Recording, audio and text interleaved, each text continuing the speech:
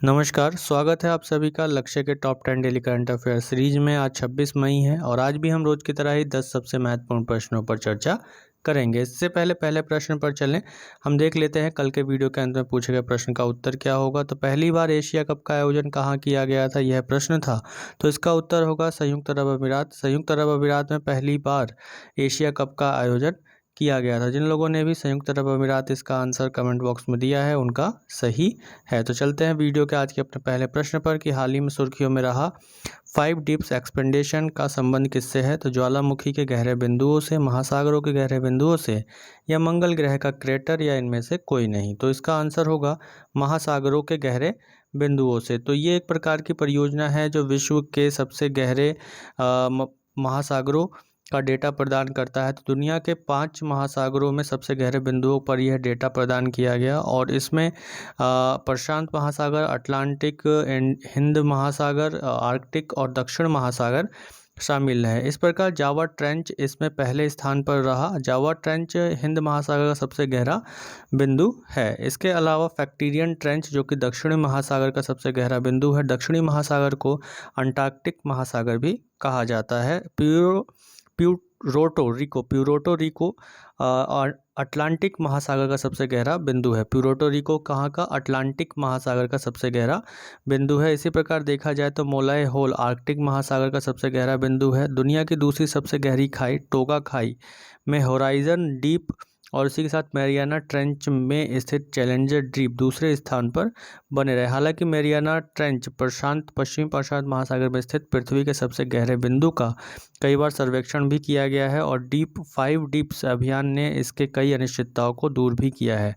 इस अभियान के अनुसार मैरियाना ट्रेंच में कई प्रकार के जीव रहते हैं जो कि काफ़ी आंतरिक भागों में उच्च जलीय दबाव वाले क्षेत्रों में निवास कर सकते हैं। तो इससे कहीं ना कहीं जीवन की उत्पत्ति के विषय में भी ज्ञान प्राप्त होता है। तो इसी के साथ ही चलते हैं वीडियो के अपने दूसरे प्रश्न पर कि चैनल द्वीप समूह, चैनल आइलैंड्स इंग्लिश चैनल का एक द्वीप समूह है।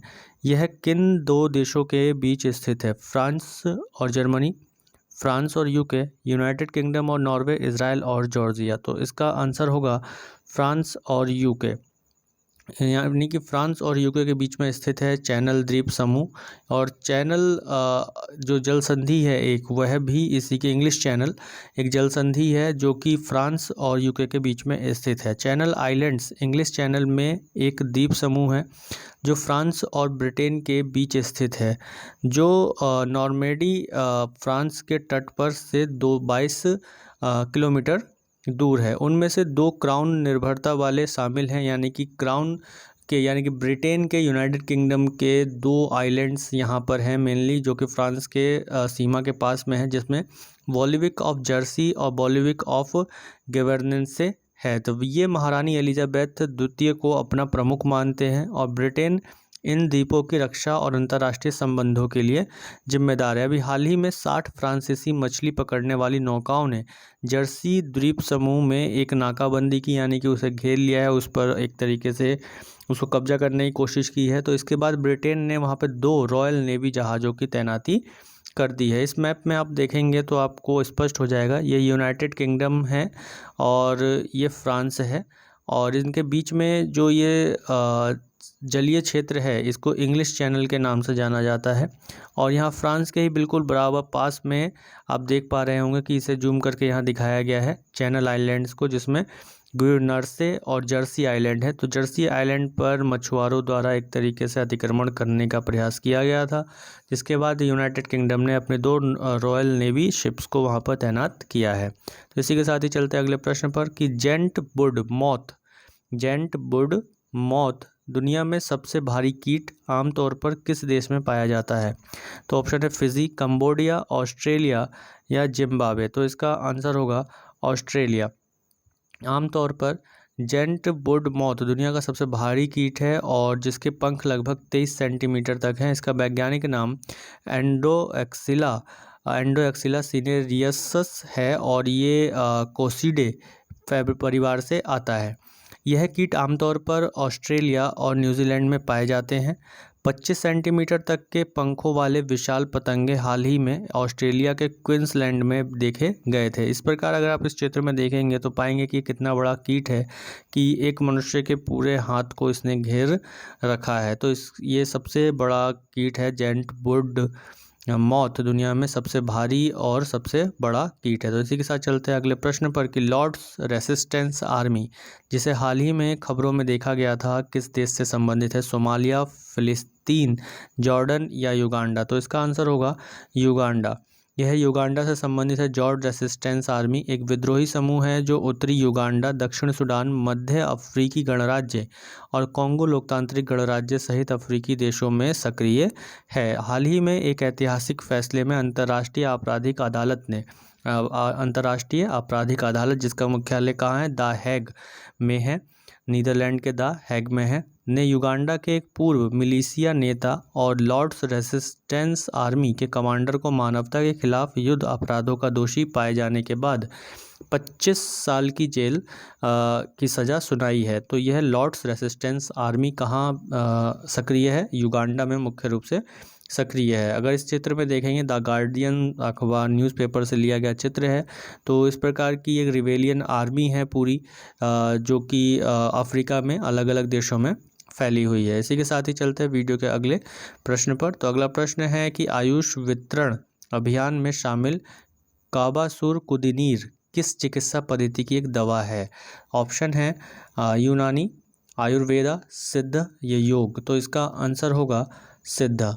तो सिद्धा पद्धति की ये दवा है। कौन सी? काबासुरकुदिनीर। तो आयुष मंत्रालय कोविड रोगियों को लाभ पहुंचाने के लिए पॉली हर्बल आयुर्वेदिक दवा आयुष 64 और सिद्धा दवा काबासुरकुदिनीर वितरित करने के लिए एक बड़े पैमाने पर देशव्यापी अभियान चला रहा है। केंद्रीय अनुसंधान परिषद द्वारा कोविड-19 रोगियों में काबासुरकुदिनीर की प्रभावकारिता का अध्ययन भी किया जा रहा है। इसी के साथ ही देखें तो ये काबासुरकुदिनीर का चित्र है जिसको कोविड-19 में एक मनुष्य में प्रतिरक्षा समूह को या प्रतिरक्षा गुणों को बढ़ावा देने के लिए जाना जा रहा है। तो चलते हैं अगले प्रश्न पर कि राष्ट्रीय प्रौद्योगिकी दिवस नेशनल टेक्नोलॉजी डे 2021 की थीम क्या है?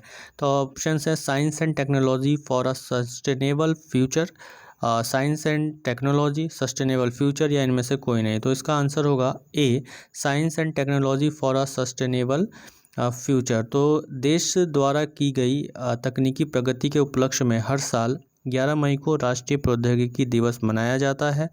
इस वर्ष का विषय science and technology for a sustainable future है और यह दिवस पहली बार 11 मई 1999 को मनाया गया था। 1998 में इसी तारीख को भारत ने राजस्थान में पोखरण टेस्ट रेंज में 3 परमाणु परीक्षण किए थे। इसके अलावा 11 मई 1998 को भारत ने अपने पहले स्वदेशी विमान हंसा 3 और सतह से हवा में मार करने वाले मिसाइल त्रिशूल का भी सफल परीक्षण किया था। तो इस प्रकार 11 मई को मनाया जाता है नेशनल टेक्नोलॉजी डे। देखिए कोई अगर प्रश्न आ रहा है आपके सामने तो क्वेश्चन का आंसर देने का आप प्रयास कीजिए कमेंट बॉक्स में। अगर आप जानते हैं उसका आंसर तो आंसर ज़रूर लिखें। तो इसके साथ ही चलते हैं अगले प्रश्न पर कि कोविड-19 संक्रमण से निपटने के लिए माउंट एवरेस्ट शिखर पर कौन सा देश सीमा रेखा बनाने जा रहा है? लाइन ऑफ सेपरेशन, नेपाल, चीन, जापान या भारत? तो इसका आंसर होगा चीन। चीन ने अभी घोषणा की है कि वह माउंट एवरेस्ट पर सीमा रेखा बनाने जा रहा है।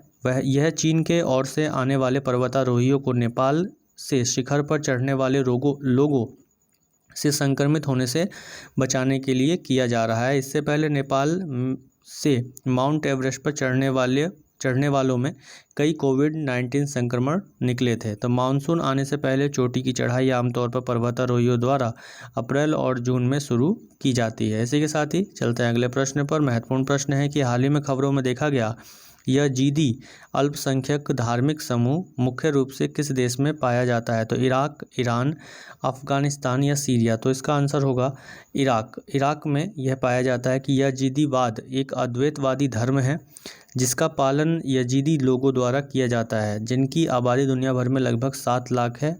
ये जातीय रूप से कुर्द हैं और इस समूह का अधिकांश हिस्सा उत्तरी इराक में और सिंजर के आसपास केंद्रित रहता है। हाल ही में इराक में अत्याचारों की जांच करने वाली संयुक्त राष्ट्र की टीम ने घोषणा की है कि इस बात के प्रमाण मिले हैं कि इस्लामिक स्टेट यानी कि ISIS के आतंकवादियों ने 2014 में यजीदी अल्पसंख्यकों के खिलाफ नरसंहार किया था।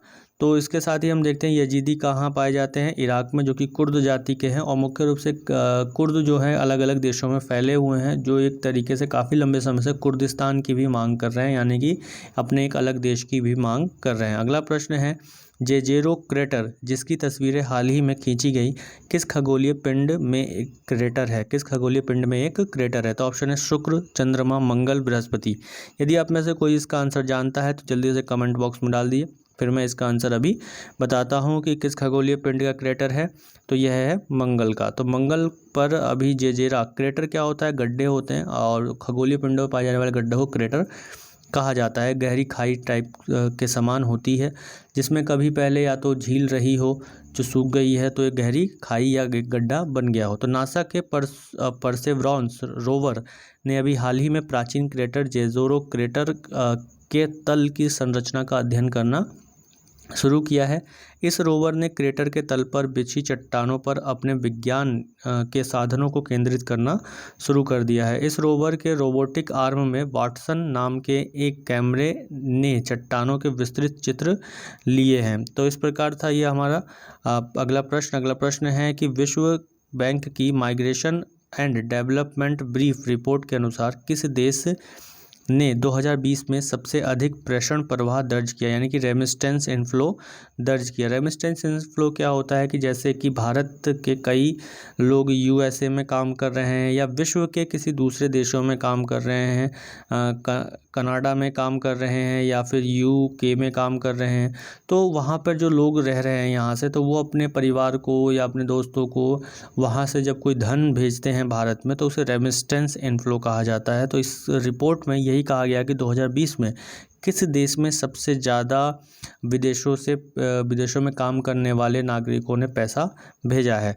तो ऑप्शन है भारत, चीन, बांग्लादेश या श्रीलंका। तो इसका आंसर होगा भारत। तो भारत में अक्सर विश्व बैंक की जो migration and development brief report के अनुसार भारत में 2020 में $83 बिलियन का सबसे अधिक प्रेषण प्रवाह दर्ज किया गया है, और ये अक्सर देखा जाता है कि भारत में ही सबसे अधिक रहता है। इसमें पिछले साल की तुलना में महज 0.2% की गिरावट आई थी। भारत के बाद चीन है, जिसमें 2020 में प्रेषण में $59.5 बिलियन प्राप्त किए हैं। पिछले वर्ष इसने $68.3 बिलियन प्राप्त किया था, यानी कि इसके में भी कमी देखने को मिली है। तो भारत के बाद चीन में सबसे ज़्यादा रेमिस्टेंस इनफ्लो होता है। इसके अलावा देखा जाए तो ये देश एक देश से दूसरे देश में भेजे गए धन का योग है, और यह व्यवसाय भुगतान या परिवार के सदस्य दोस्तों को भुगतान प्रेषण हो सकता है, एक रेमिस्टेंस इनफ्लो दिया जाता है। तो इस प्रकार ये थे हमारे आज के 10 सबसे महत्वपूर्ण प्रश्न। चलते हैं वीडियो के अंत में पूछे जाने वाले प्रश्न पर, जिसका उत्तर आपको कमेंट बॉक्स में देना होता है। यदि आपने पिछली क्लास की है, पिछली वीडियो देखी है अच्छे से, तो आप इसका आंसर बड़े आराम से दे सकते हैं। कि प्रश्न है, पूरे भारत में शकरकंद यानी स्वीट पोटैटो उत्पादन में कौन सा राज्य अग्रणी है? तो ऑप्शन है बिहार, छत्तीसगढ़, ओडिशा या पश्चिम बंगाल। इसका उत्तर आप सभी लोग कमेंट बॉक्स में जरूर दीजिएगा। मुझे आशा है कि आप लोगों को सारी चीज़ें अच्छे से समझ में आई होंगी। वीडियो के अंत तक बने रहने के लिए आप सभी का बहुत बहुत धन्यवाद। लाइक, शेयर, सब्सक्राइब करना ना भूलें। अगर आपने कुछ यहाँ से सीखा है तो ज़्यादा से ज़्यादा शेयर करें अपने दोस्तों में। धन्यवाद। जय हिंद।